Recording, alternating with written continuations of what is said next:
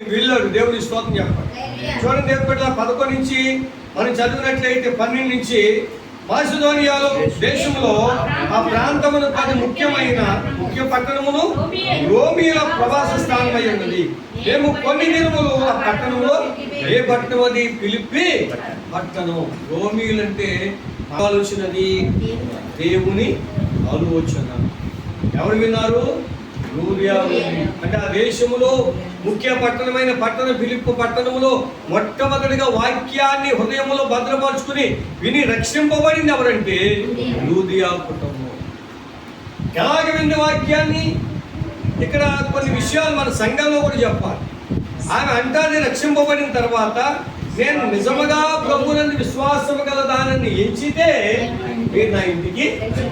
కానీ పౌలు గారు వెళ్ళాడా? సేలు వెళ్ళాడా? ఎత్తులో వెళ్ళలేదు. పరిచర్యకు ముందు మనం ఏం చేస్తాం? ఇప్పుడే బాప్తిజం ఇచ్చి రమ్మంటే అలా పోతే ఎవరు అనుకుంటారు? మన ఆలోచన లేదు.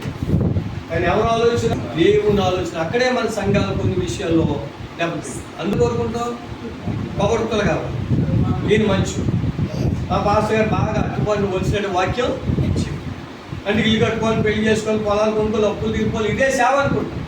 కానమ్మా నువ్వు ప్రభువులో ఉంటే కష్టాలు, శ్రమలు, శోధనలు వస్తాయి అని చెప్తాం. మనం చెప్పం.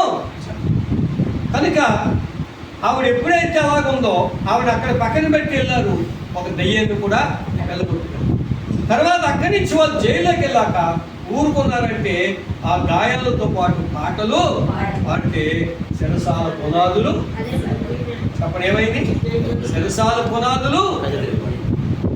సరసాల నాయకుడు చంపుకోబోతుంది. అయ్యా నువ్వే హాని. నేను శీల ఇక్కడ ఉన్నామన్నాడా? మేమందరము ఆ రాత్రి కుటుంబం అంతా